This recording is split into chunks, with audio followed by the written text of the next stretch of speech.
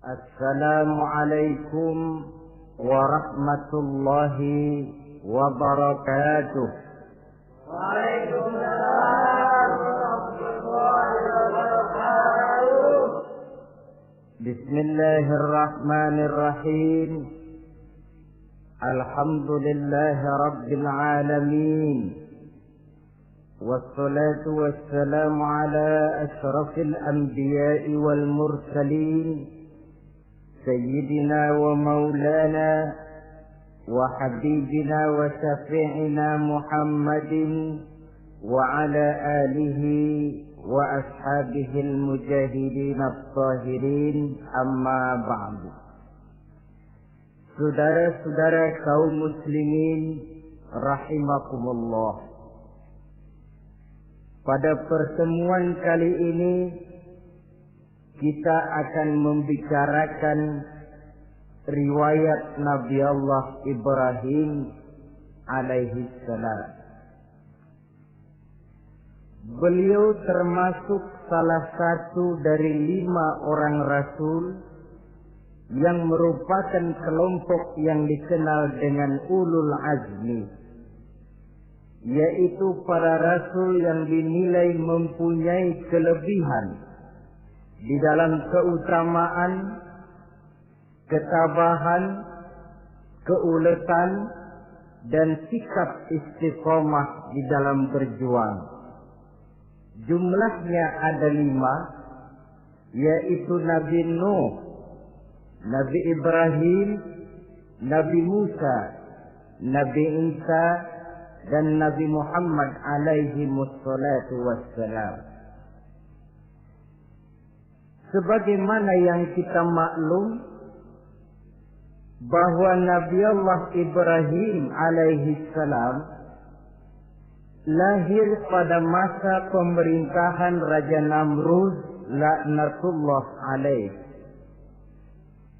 Namrud adalah figur yang lebih merupakan kekuatan daripada keadilan, lebih merupakan kezaliman daripada kebijaksanaan. Ia seorang raja yang memerintah secara sewenang-wenang, lalu dengan segala macam cara berusaha mempertahankan kekuasaannya. Itu sebabnya di hari-hari menjelang kelahiran Nabi Allah Ibrahim alaihi salam, entah oleh karena rasa takut dan khawatir akan munculnya orang-orang yang dapat menumbangkan kekuasaannya, entah karena bisikan ahli nujum atau dukun-dukun yang memang banyak mengelilingi istananya, ia memutuskan untuk membunuh seluruh bayi yang dilahirkan dalam bentuk laki-laki. Ini dilatar belakangi oleh kekhawatiran akan muncul seseorang yang dapat menghancurkan kekuasaannya, sebagaimana Fir'aun laknatullah alaih. Itulah sebabnya di zaman sebelum Nabi Ibrahim dilahirkan, Raja Namrud membuat peraturan. Apabila seorang ibu melahirkan bayi laki-laki, bunuh bayi itu.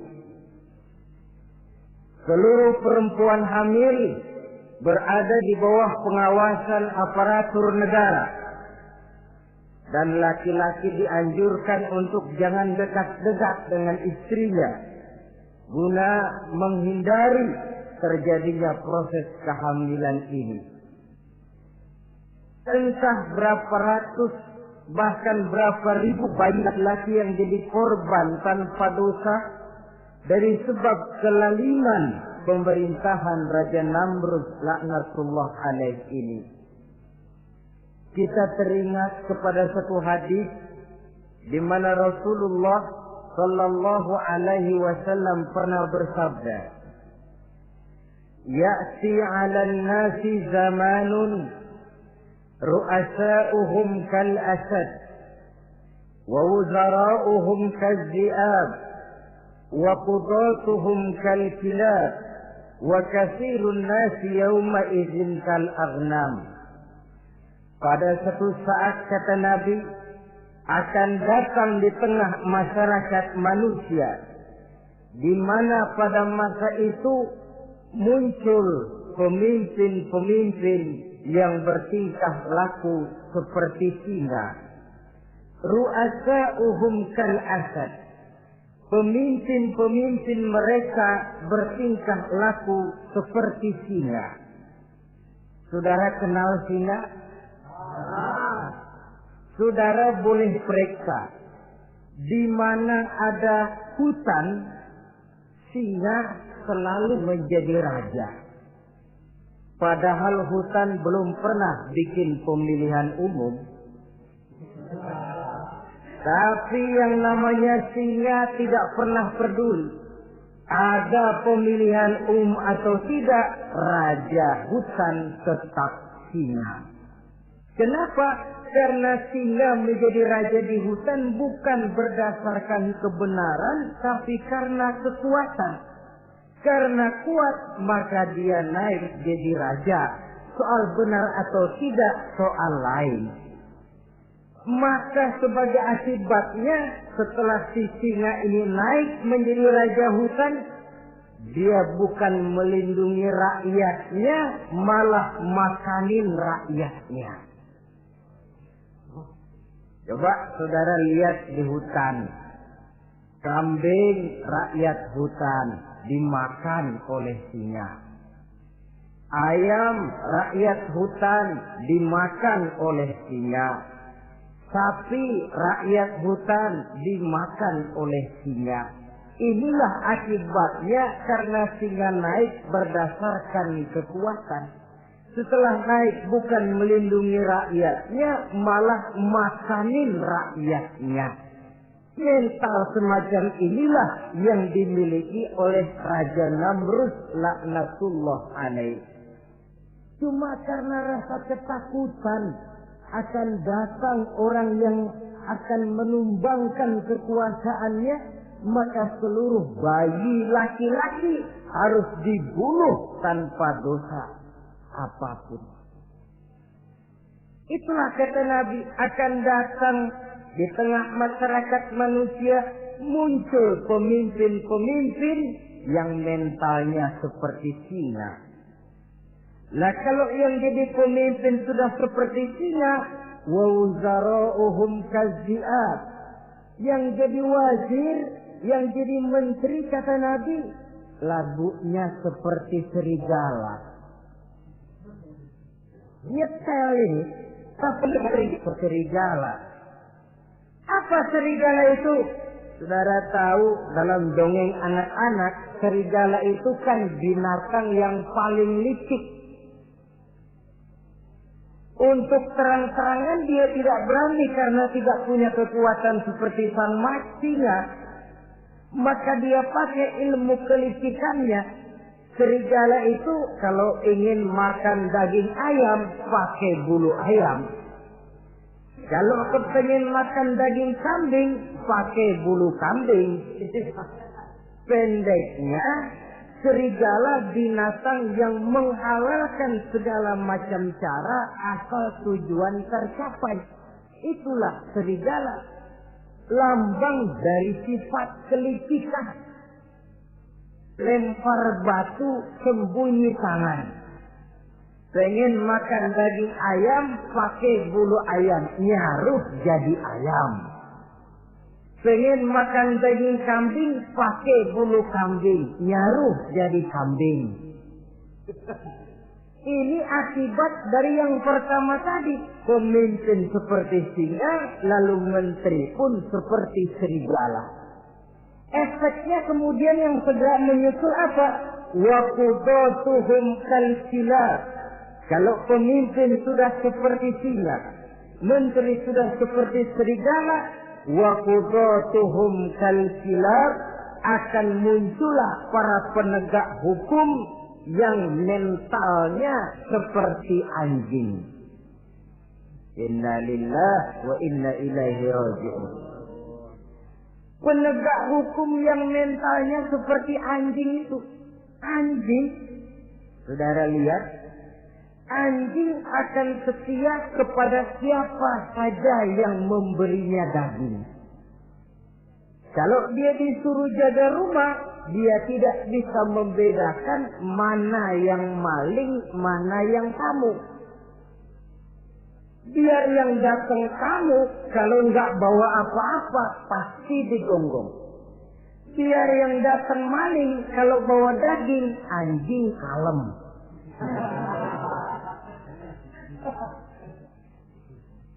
Pokoknya siapa yang berdaging, itulah majikan saya. Apa kata majikan saya, itulah yang saya laksanakan. Maka hilang kebenaran hukum, hancur norma-norma keadilan. Oleh karena apa? Oleh karena anjing dapat daging. Lalu dalam kondisi semacam itu, yang jadi rakyat bagaimana? Kata Nabi, wa katsirun nas yauma idzin kal aghnam. Adapun kebanyakan orang pada masa itu, lagunya sudah seperti kambing.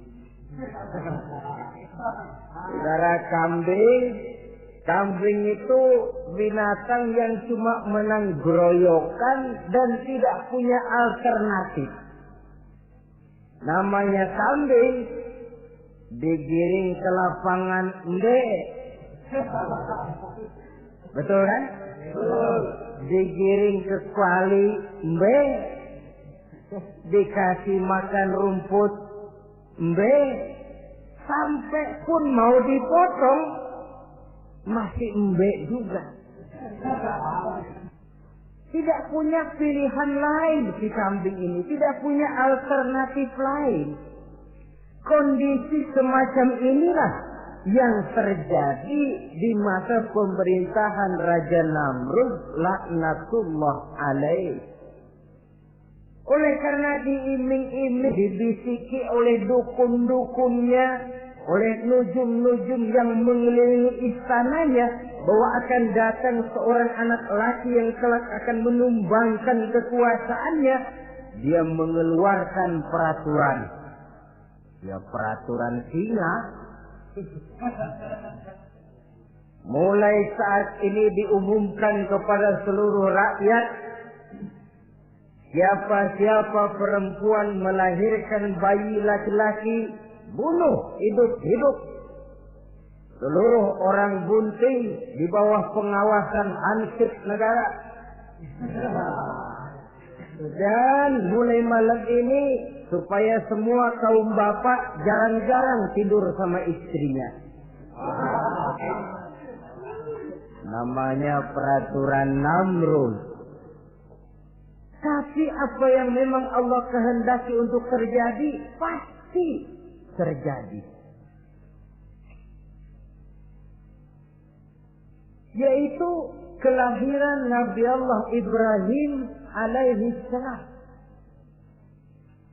Pada saat beliau terlahir ke alam ini, oleh ayahnya yang bernama Azar, disembunyikan di dalam sebuah gua. Di sini bertemu antara nurani seorang bapak dan ketaatan kepada raja. Dia ingin taat kepada raja, dia mesti membunuh anaknya. Tapi sebagai bapak, dia sayang kepada anaknya, dia harus selamatkan. Dicarinya jalan tengah, maka Ibrahim disembunyikan di dalam sebuah gua dengan satu perhitungan tentunya. Lu mati ya nggak apa-apa, lu hidup ya syukur. Tapi ini pertimbangan dia akan bikin susah dia di masa yang akan datang. Coba anak dalam kondisi apa adanya ditaruh di dalam gua, menurut perhitungan logika mati ini. Namun apa yang terjadi? Nabi Allah Ibrahim yang sejak masa bayi diletakkan dalam gua, dipelihara oleh Allah. Dan kalau Allah yang sudah memelihara, orang mana yang sanggup mendatangkan bencana dan mudarat? Untuk melangsungkan kehidupannya, Nabi Ibrahim itu mengisap ibu jarinya. Dan konon menurut riwayat dari ibu jarinya itu keluarlah madu.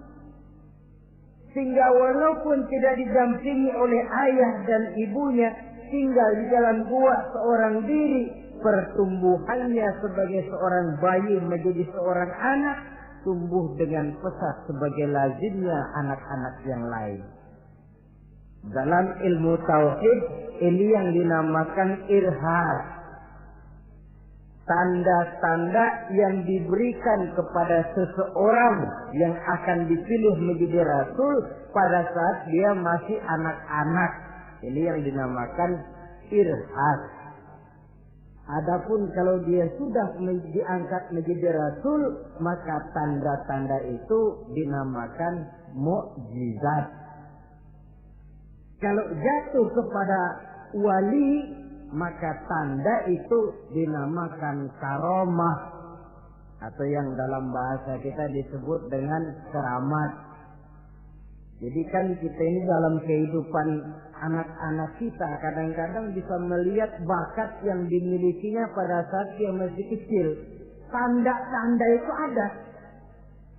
Nah, dalam kehidupan para rasul, masa kecil mereka yang melakukan itu dinamakanlah irham. Begitulah Nabi Ibrahim tumbuh dari bayi menjadi anak-anak di dalam gua. Dan ayah ibunya kadangkala menengok dia. Pada saat dia sudah mulai pandai berbicara, dia sudah mulai berpikir. Dan pola berpikir yang pertama, satu hari dia tanya bapaknya, "Papi," kalau bahasa sekarang, "ini yang bikin alam ini sebenarnya siapa? Yang bikin saya siapa? Yang menyebabkan saya ada siapa?" "Ya kami, ibu bapakmu," kata ayahnya. "Oh begitu." "Lalu yang bikin ibu bapak siapa?" "Ya nenekmu. Gara-gara dia saya ada, gara-gara saya kamu ada." "Lalu yang bikin kakek dan nenek siapa?" "Ya buyutmu." "Lalu yang bikin buyut siapa?" "Ya bapaknya buyut." "Yang bikin bapaknya buyut, ya kakeknya buyut." Kalau gitu nggak pernah selesai dong. Tentu akan ada pencipta pertama. Siapa pencipta pertama itu? "Bapaknya buntu. Lu jangan usil dah. Teman-teman lu juga nggak pernah nanyain urusan kayak begini. Saya nggak puas, Pak. Begini sekarang, saya mau tanya. Ini kaum kita nyembah apa? Nyembah berhala. Nah, yang bikin berhala itu siapa? Saya, bapakmu, Azhar. Kaum kita menyembah berhala, bapak. Kenapa enggak nyembah bapak aja kok tanggung-tanggung? Jawaban ayahnya tidak membuat ia jadi puas. Terus merenung siapa gerangan pencipta pertama, siapa gerangan yang patut disembah dengan sebenarnya, siapa gerangan pencipta alam semesta ini. Bila malam datang, dia melihat bintang gemintang bertabur menghias cakrawala. Dia berkata, "Ini yang patut dianggap Tuhan.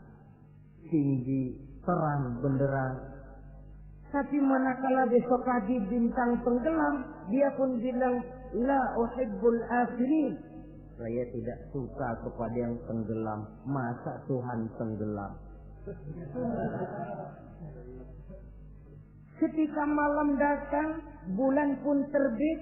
Nah, ini barangkali yang Tuhan. Ini lebih besar dari yang semalam. Tapi bila bulan pun terbenam, lagi-lagi dia bilang Tuhan tidak mungkin terbenam. Lalu bila matahari terbit, nah ini enggak salah lagi. Ini lebih gede dari yang dua-dua kemarin. Ini pasti Tuhan. Dan manakala matahari terbenam, dia pun berkata, Tuhan tidak akan pernah terbenam. Perjalanannya mencari Tuhan ini bisa saudara baca dalam surah Al-An'am ayat 76 sampai dengan ayat 79. Sampai Allah memberikan petunjuk kepadanya, mengangkatnya menjadi seorang rasul dan menyampaikan misi dakwahnya. Saudara-saudara kaum muslimin rahimakumullah. Dakwah yang pertama dilaksanakan tentu kepada bapaknya, kemudian kepada kaumnya. Secara psikologis ini kan makan nasi. Coba kalau kita harus nasihatin orang lain yang tidak ada hubungannya dengan keluarga, barangkali biasa saja. Tapi nasihatin bapak sendiri, ini kan makan nasi. Mau didiamkan saja, batil dan sesat. Mau diceramahin bapak sendiri. Tapi bapak tinggal bapak, kewajiban melaksanakan dakwah jalan terus. Ini berarti bahwa tugas amar ma'ruf dan nahi munkar memang tidak mengenal posisi. Begitulah saudara-saudara, sampai kepada satu hari Nabi Ibrahim melaksanakan dialog dengan kaumnya. Saudara-saudara, hadhihi tamasil allati antum laha akifun. Surah Al-Anbiya ayat 51. Saudara-saudara, berhala-berhala ini yang bapak saya yang buat, inikah yang selama ini tuan-tuan sembah? Kaumnya menjawab, qalu wajadna aba'ana laha abidin. Iya, sebab nenek moyang kami, nenek moyang kita juga dulu nyembah itu. Bagaimana nenek moyang kita, begitulah kita. Jawab Nabi Ibrahim, laqad kuntum wa aba'ukum fi dhalalin mubin. Sebenarnya kamu dan nenek moyangmu sama, borongan satu gerbong sesat.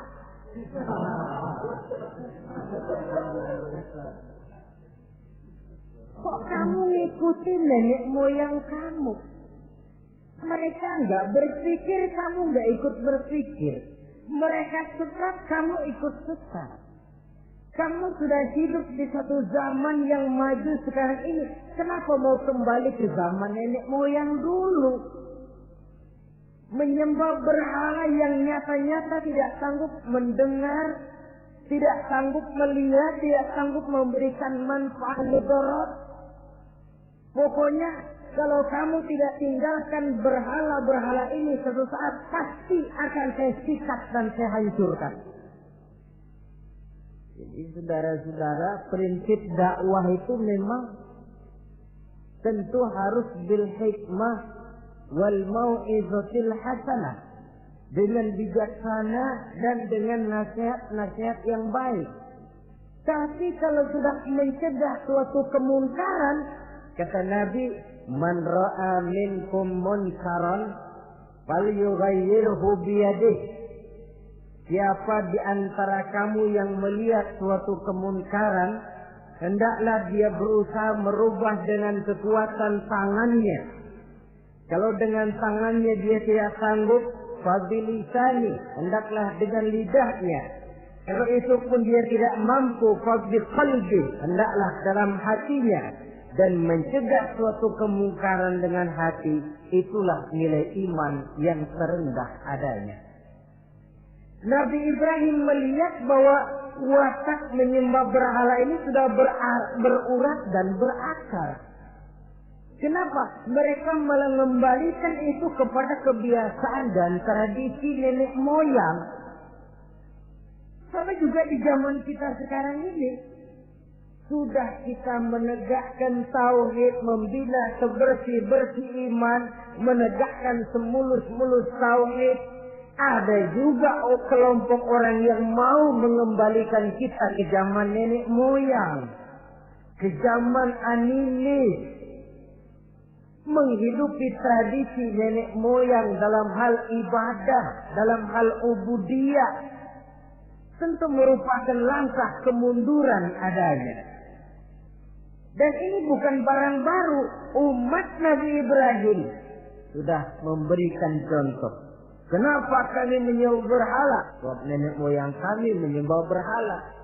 Nabi Ibrahim jawab gampang aja. Iya lo borongan, segerbong, lempeng semua sesat.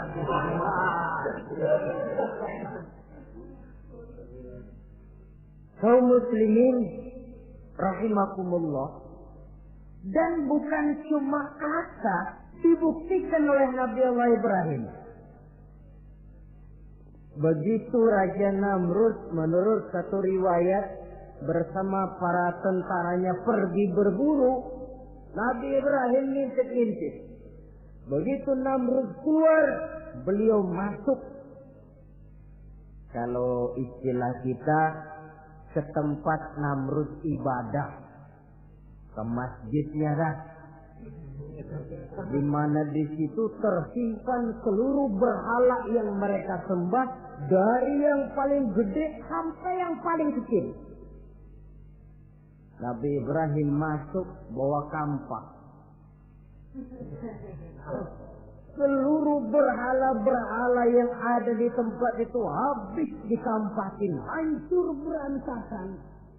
Kecuali berhala yang paling gede itu ditinggalin, nggak diapa-apain, dan kampaknya ditaruh di tangan berhala yang paling gede. Memang kebetulan tangannya lagi teracung begini, digantungkan kampak di situ. Nabi Ibrahim keluar. Adapun Namrud, ketika dia pulang dari perburuannya, mau melaksanakan ibadah, bukan main terkejutnya melihat Tuhannya berantakan.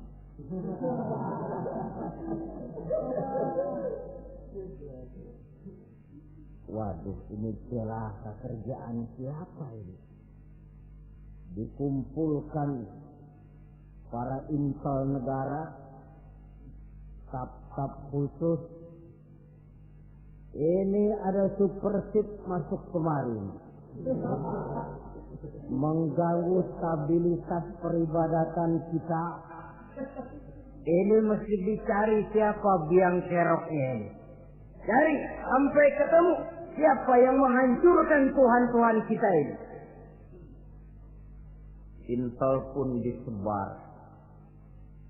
Ada yang ke kota, ada yang ke desa, ada yang pokoknya ke seluruh penjuru. Sampai ada yang desas-desuskan. Tuan Raja, gimana? Saya dengar selentingan berita. Berita apa? Pada waktu Tuan Raja pergi berburu, seorang anak muda bernama Ibrahim masuk ke tempat ibadah kita. Barangkali dia yang menghancurkan patung-patung kita. Kalau begitu cari, tangkap Ibrahim, tangkap. Panggil kepala intel. Dipanggil. Kamu cari orang namanya Ibrahim, tangkap. Kok ditangkap? Tangkap. Sebab menurut berita dia yang menghancurkan berhala-berhala kita. Ya tapi kan belum ada buktinya Pak. Soal bukti gampang, belakangan, yang penting tangkap aja dulu.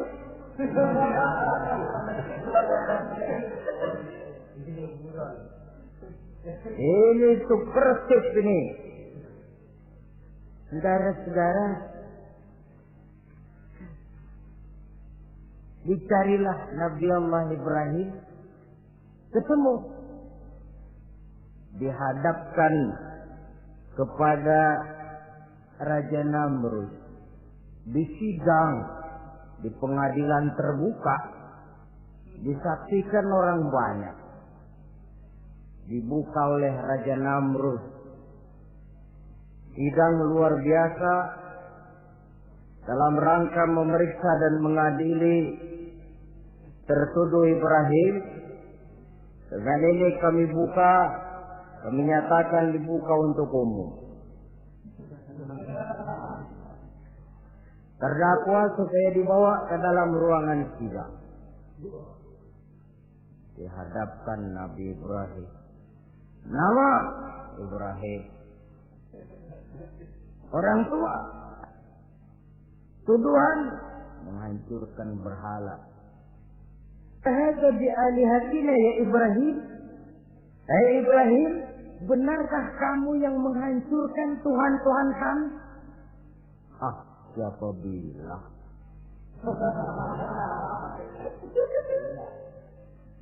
Ada berita yang sampai kepada kami.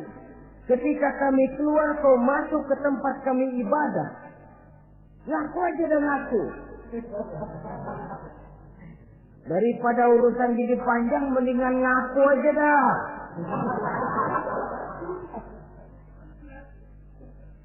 Kata Nabi Ibrahim, enggak. Bal fa'aluhu kabiruhum hadha. Yang menghancurkan berhala-berhala Tuhan, berhala yang paling besar ini. Yang paling besar ini. Besarnya nunjuk ke patung, ininya nunjuk ke dirinya. Kabiruhum kepada berhala, hadza kepada dirinya sendiri. Oh, enggak, kata Nabi Ibrahim. Setahu saya enggak semua berhala hancur. Saya dengar yang paling gede enggak apa-apa. Dan ada kampak di tangannya. Kali yang gede tuh iseng.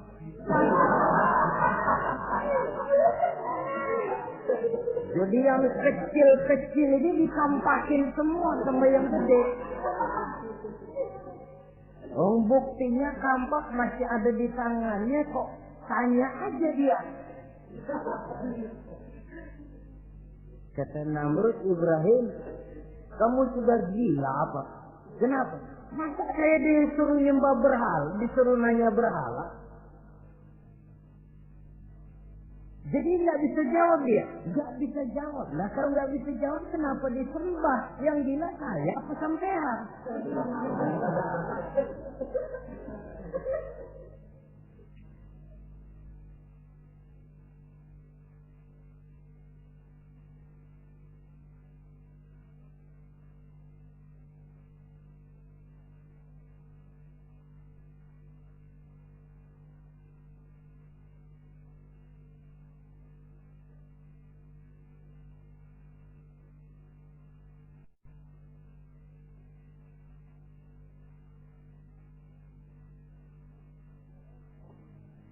Merasa tidak sanggup menghadapi argumentasi yang diajukan oleh Nabi Allah Ibrahim, Namrud salaf. Dalam kesalafannya itulah ia menjatuhkan vonis bahwa Nabi Allah Ibrahim dihukum bakar hidup-hidup. Pada hari yang ditentukan, dikumpulkanlah kayu bakar sebanyak-banyaknya hingga merupakan timbunan besar yang menyerupai sebuah bukit kecil. Apabila segalanya telah siap, kayu bakar itu pun disulut orang dan api mulai menjilat ke sana kemari, makin lama makin besar, makin lama makin besar. Sehingga Tentara Namrud bingung. Ini Ibrahim bagaimana ngebakarnya? Kalau kita anterin ke api, kitanya ikut angus. Dilemparin nggak mungkin sampai. Lalu mereka menemukan akal. Dibuat semacam lentingan busur panah. Kalau istilah kita di kampung kayak selepetan begitu. Sehingga Nabi Ibrahim dilemparkan dan tepat jatuh di tengah kobaran api yang menggunung. Namrud tentu saja memandang dengan perasaan puas. Segenap konco-konco dan antek-anteknya melihat dengan hati yang lega. Dan semuanya merasa hancur sudah biang kerok yang selama ini menjadi racun dan duri dalam kehidupan kita.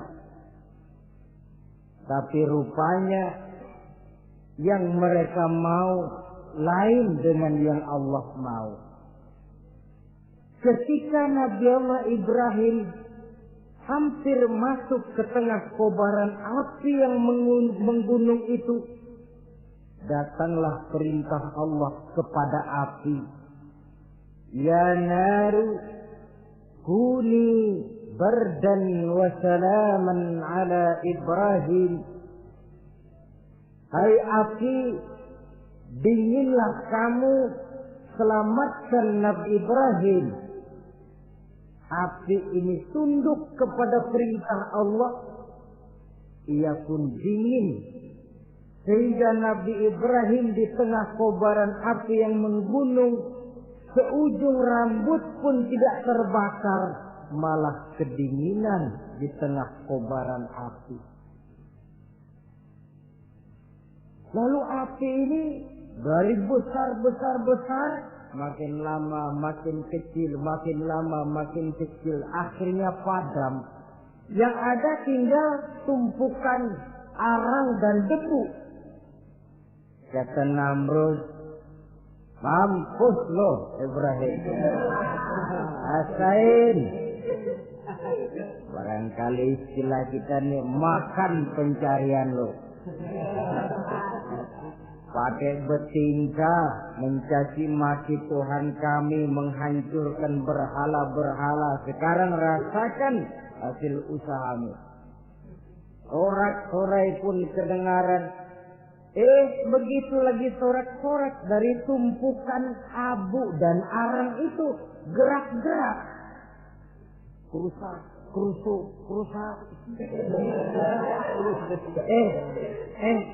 Kok ini ada arang bergerak-gerak? Rupanya dilihat-lihat, makin lama makin nyata, Nabi Ibrahim keluar dari tumpukan arang dalam keadaan utuh, tidak kurang satu apapun. Sebenarnya andai kata Namrud mau menggunakan akalnya, saat itu dia tentu menemukan satu hal yang luar biasa. Satu kebesaran yang kalau dia mau merenung akan sampai kepada kekuasaan yang serba maha. Tapi karena ketika itu hatinya sudah dipenuhi nafsu,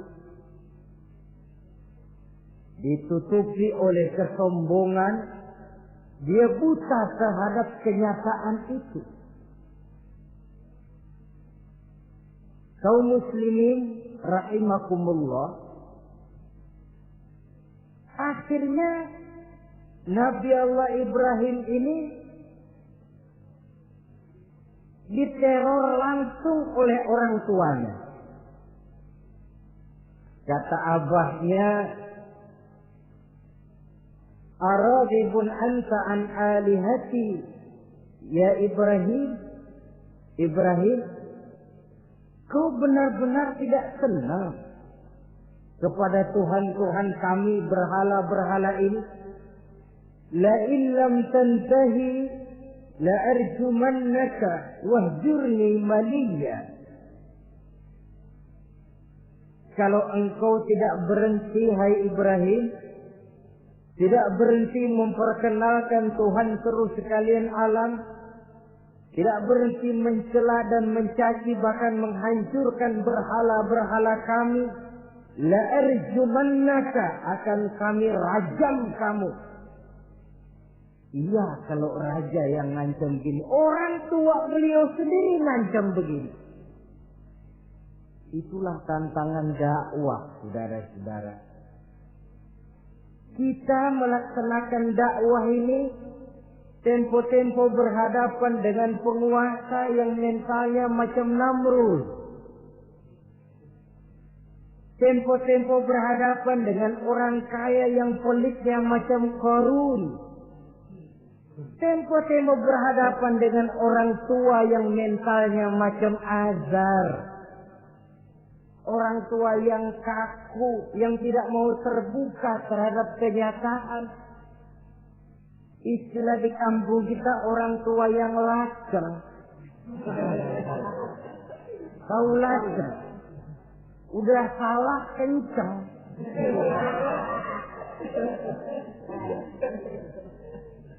Sulit benar menerima pembaruan yang membawa umat kepada masalah-masalah yang memang nyata lebih baik dia. Itulah tantangan di dalam melaksanakan tugas dakwah, dan ini dihadapi oleh Nabi Allah Ibrahim. Ayahnya terakhir memberikan tekanan, kalau kau tetap melaksanakan misimu, tidak engkau mau berhenti dari tugas dakwah ini, awas Ibrahim, la arjumannaka, akan aku rajam, akan kami lontari kau dengan batu, wahjurni maliya, pergi kamu dari sini. Ya Allah, diputuskan hubungan. Kalau memang engkau berkeras dengan tugas dakwahmu, persilakan Ibrahim keluar, pergi saja dari sini. Diusir oleh orang tuanya sendiri. Inilah hidayah, saudara-saudara. Oleh sebab itu, tugas utama kita kaum muslimin sebenarnya bukan mengislamkan orang, tapi menyampaikan Islam. Tugas kita ialah menyampaikan Islam, bukan mengislamkan orang. Sebab orang mau Islam atau tidak, itu urusan hidayah dari Allah. Dan jangankan kita, Nabi Ibrahim tidak sanggup mentauhidkan ayahnya Azar. Nabi Nuh tidak bisa mengislamkan putranya Kan'an. Bahkan Nabi kita Muhammad sallallahu alaihi wasallam pun tidak bisa memberikan hidayah kepada Abu Jahal dan Abu Lahab. Paman Nabi, orang tua Nabi, anak Nabi, istri Nabi sekalipun, hidayah tidak diberikan kepada mereka. Mereka tidak terpanggil mengikuti kebenaran. Kalau sudah kenyataan ini yang kita temui, kembalilah kepada konsep Quran. Allahumma inni qad ballagtu, wahai Allah, seruanmu sudah saya sampaikan, dakwahmu sudah saya canangkan, ajakan kepada tauhid sudah saya sampaikan. Allahumma inni qad ballagtu, sudah saya sampaikan ya Allah. Perkara mereka tidak mau ikut, itu karena semata-mata hidayah berada di tanganmu ya Allah. Kalau kemari landasan dakwah kita, insya Allah tugas dakwah kita berkelangsungan. Kalau tidak, makan hati. Kita pikirin, ya orang gua ajak benar-benar enggak mau. Ya, dipikirin. Saya ajak ngaji, malah dikasih mati. Saya ajak yang baik, malah saya dicemoohkan. Kok begini dakwah? Akhirnya dipikirin, sakit jantungan. Sudah orang nggak kena kita ajak beriman, kita sendiri makan ke dalam. Itulah Quran meletakkan konsepsi dasar, sampaikan dakwah dengan baik, bil hikmah wal mau'izatil hasanah wajadilhum billati hiya ahsan. Kalau ternyata metode sudah baik tapi orang tidak juga mau beriman, tanamkan dalam hati, Allahumma inni qad ballaghtu. Ya Allah, tugas saya cuma sekedar menyampaikan. Perkara mereka tidak mau, saya sudah menyampaikan, ya Allah, terserah hidayahmu. Kelapangan jiwa akan kita temui di sana. Entah berhadapan dengan penguasa yang punya mental kayak Namrud, bertingkah laku sewenang-wenang, aji mumpung, mentang-mentang kuasa lalu saenake dhewe.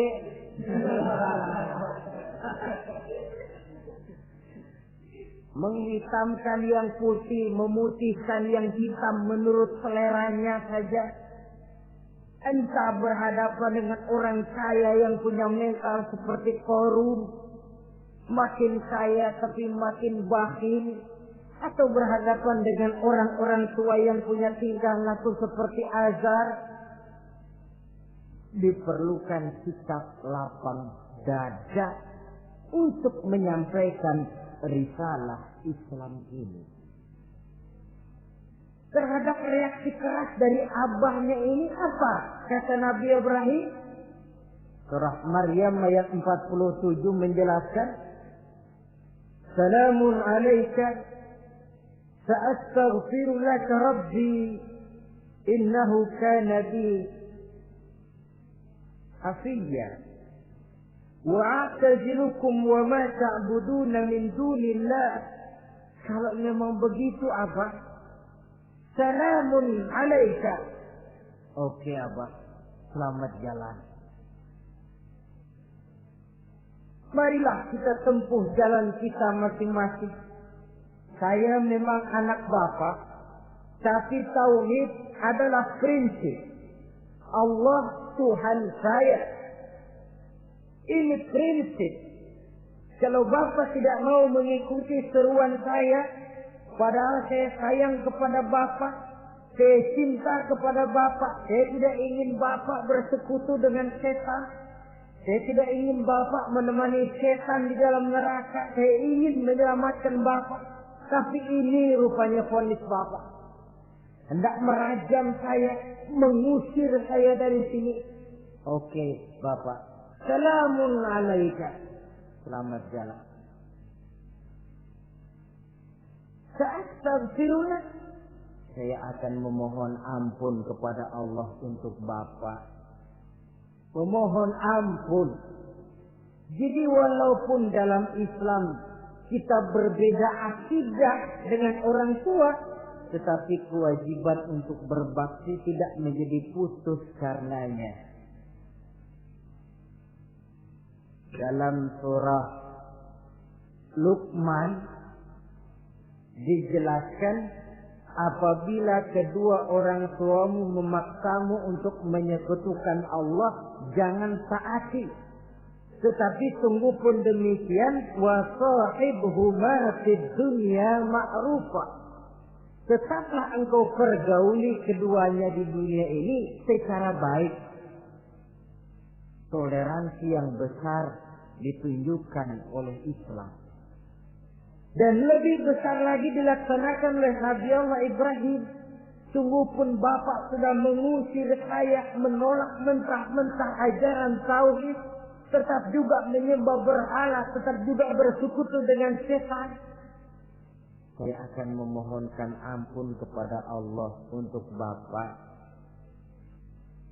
Wa a'tazilukum, saya akan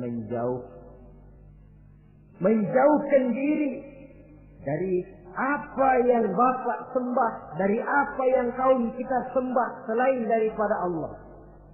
Bapak menyembah berhala, kaum kita ini menyembah berhala. Wa a'tazilukum, saya akan menyingkir dari semua itu.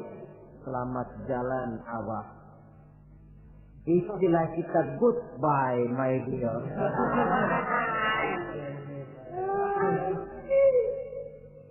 Ini jalan yang membedakan saya dengan abang.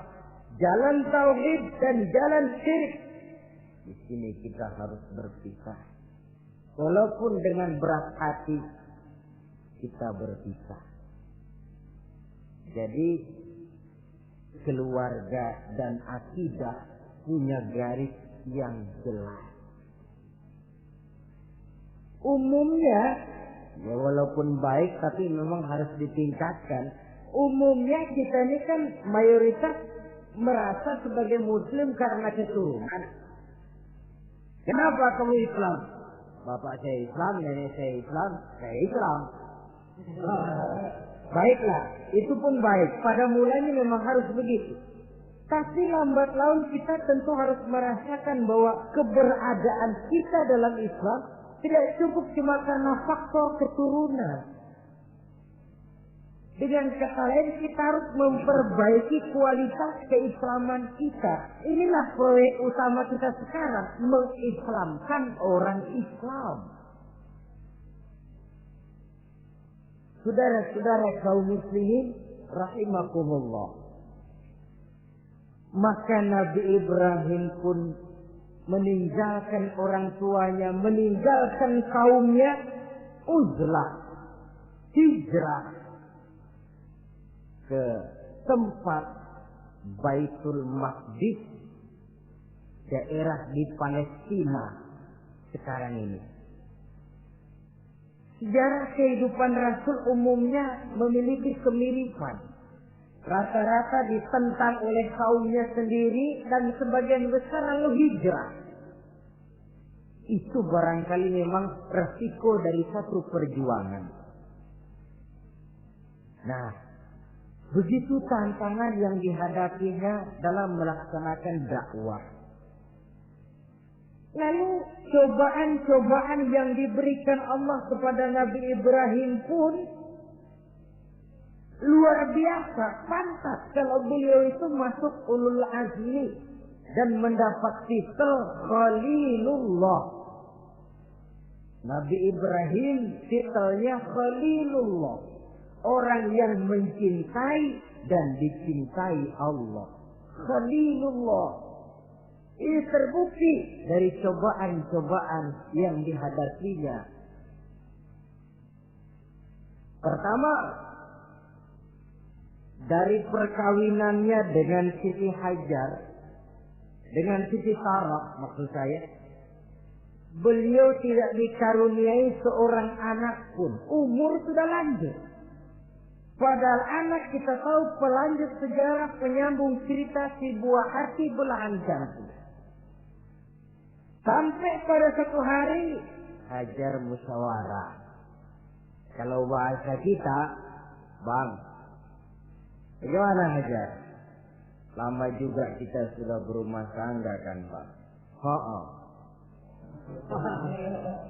Lalu, dan kita sejauh ini belum dikaruniai seorang anak. Ya sabarlah. Pada waktunya tentu akan ada juga. Tapi kapan lagi, Bang? Usia kita sudah cukup lanjut. Maksud kamu bagaimana, Hajar? Begini sajalah, Bang. Bagaimana kalau abang kawin saja lagi? Ya Allah, punya istri macam begini. Menyuruh lakinya kawin lagi. Tapi dasar Nabi Allah Ibrahim, enggak mau saya kan cinta sama Hajar. Iya, soal cinta saya tahu. Dan saya tidak meragukan cinta abang kepada saya. Cuma masalahnya saya nggak bisa memberikan keturunan, Bang. Bukan nggak bisa, belum. Sudahlah, kawin saja lagi, Bang. Nggak mau, nggak mau. Istrinya nyuruh kawin, lakinya ogah-ogahan. Sekarang kan enggak, istrinya larang kawin, suaminya malah ngirintil.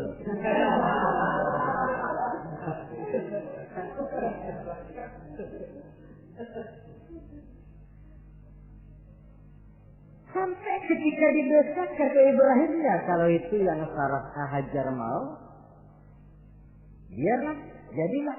Saya mau kawin lagi dengan Sarah, kau yang mencarikan istri untuk saya itu. Oleh Siti Hajar dipilihkan Siti Sarah. Kawinlah Nabi Ibrahim dengan Sarah. Dari Sarah ini beliau dikaruniai seorang putra bernama Ismail alaihi salam. Nah, cobaan datang untuk menguji Khalilullah ini. Hai Ibrahim, kau cinta kepadaku, kata Allah, seolah-olah setelah saya punya anak, masuk rasa cinta anak ke dalam hatimu. Allah mau buktikan mana cintamu yang lebih besar, kepada anakmu atau kepada aku, kata Allah. Maka turun perintah untuk menyembelih anaknya sendiri. Satu riwayat menceritakan bahwa latar belakang perintah menyembelih anak ini sebenarnya gara-gara Nabi Ibrahim juga ketelepasan ngomong. Beliau pernah menyembelih 300 ekor unta dan 1000 ekor kambing. Dagingnya dibagikan kepada fakir miskin, dilaksanakan penyembelihan itu untuk mendekatkan diri kepada Allah. Berdekat. Tidak cuma manusia, malaikat kagum, dipuji Nabi Ibrahim. Bukan main Ibrahim, kaya berani. Ya, kalau miskin berani, nekat kali.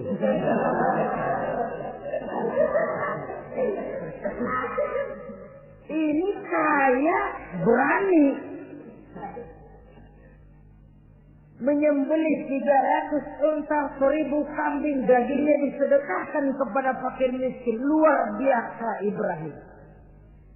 Ketika dipuji orang banyak, itulah beliau timbul sifat manusianya. Apa kata beliau?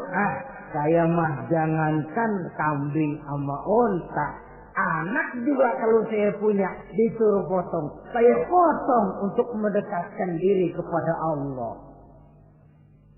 Kenapa ketelepasan ngomong begitu? Sebab waktu itu belum punya anak. Ngomongnya enak. Sama juga kita, goma kalau punya motor, siapa juga ketemu di jalanan, gue boncengin. Lagi belum punya. Kalau udah punya, lain gayanya. Itu biasa, itu omongan orang belum kaya emang gitu.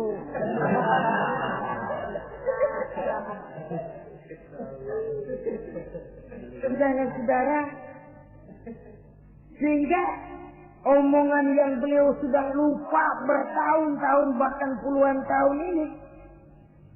Begitulah ketika sudah punya anak Ismail, falamma balagha ma'ahu sa'ya, ketika Ismail sedang lucu-lucunya dalam tidurnya mimpi turun perintah, ya Ibrahim uffi binuzrika. Hai Ibrahim, bayar nazarmu. Nazar? Iya. Apa nazar? Dulu pernah ngomong apa, ingat nggak? Jangankan cuma kambing, unta, anak pun kalau punya disuruh potong, saya potong. Jadi anggap nazar. Bayar nazarmu, potong anakmu. Dipikirin siangnya, semalam itu benar-benar perintah Allah apa cuma ngimpi? Kalau ngimpi kok jelas amat. Kalau perintah Allah kok kelewatan amat. Pakai anak disuruh potong, emang gak ada yang lain apa? 3 malam berturut-turut mimpi sampai beliau yakin ini memang benar perintah Allah. Dan dilaksanakan dengan berat hati. Pagi-paginya bilang kepada Siti Sarah, Sarah, Ismail mandikan, berikan pakaian yang baik, saya mau bawa pergi dia. Kemana Pak? Pokoknya mau saya bawa. Berangkatlah anak beranak ini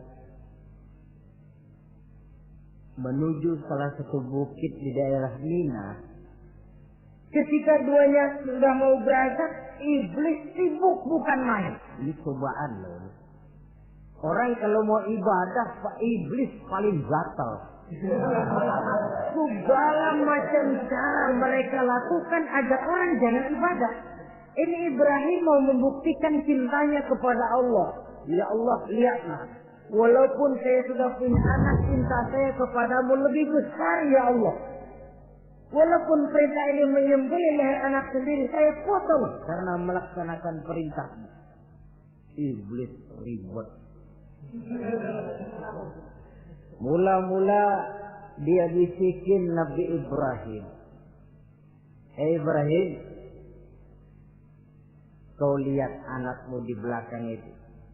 Kecil, lucu-lucunya. Masa anak begitu mau dipotong? Tega kamu Ibrahim. Ini perintah Allah. Gak ada urusan sama ente.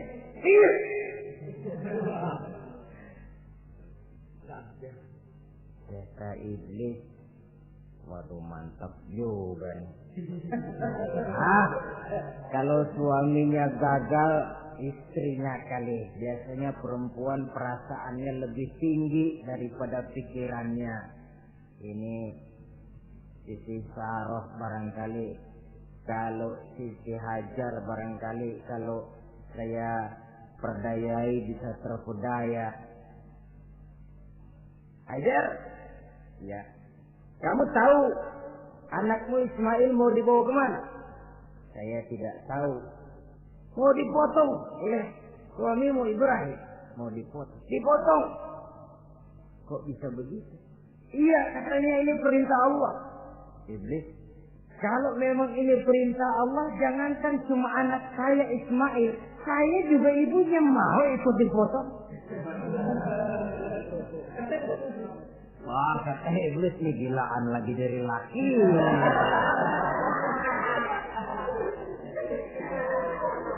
Saya kira karena perempuan bisa barangkali dilemahkan semangatnya, saya tidak. Ismail nih masih kecil kali ini, gampang dikelecehin. Ismail, kau mau dipotong oleh ayahmu. Dipotong. Kok bisa begitu? Katanya perintah Allah. Kalau memang ini perintah Allah, saya siap.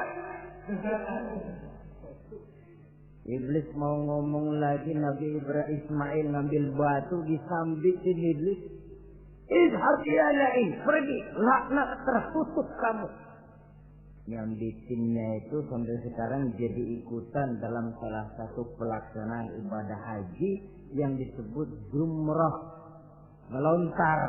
Itu simbol permusuhan abadi antara manusia dengan iblis. Jadi kalau ada orang mau berbuat baik, iblis itu datang dari 3 penjuru. Dari bapak, dari anak, dari istri.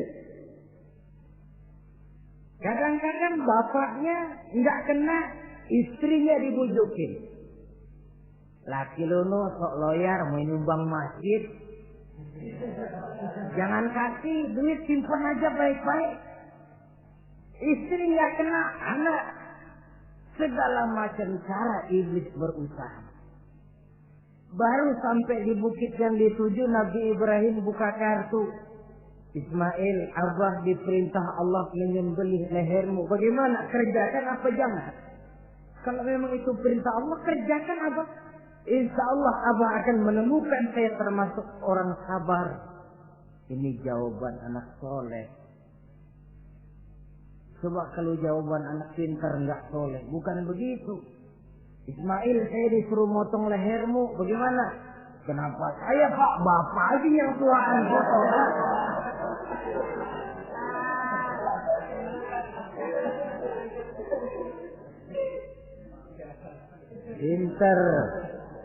Pinter, tapi nggak soleh ya begitu itu, minteri jadinya. Saudara-saudara, sampai Nabi Ismail diganti oleh Allah dengan seekor kambing kibas. Cobaan terhadap kecintaannya kepada Allah. Kau cinta aku, itu benar. Tapi setelah kau punya anak, rasa cinta anak masuk ke dalam hatimu. Mana lebih besar, cintamu kepada anakmu atau cintamu kepada aku, kata Allah. Terbukti cintanya kepada Allah lebih besar daripada cintanya kepada anaknya. Bukankah nilai cinta itu baru terasa nyata kalau sudah lewat cobaan, lewat pembuktian?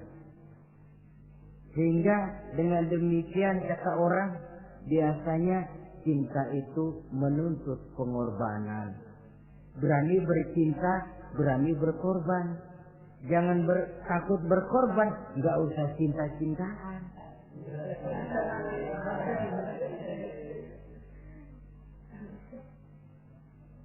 Saudara-saudara, sebab kalau orang sudah berbuat untuk sesuatu yang dicintainya, sangat boleh jadi si lemah akan jadi kuat, yang jauh jadi terasa dekat, yang takut jadi berani.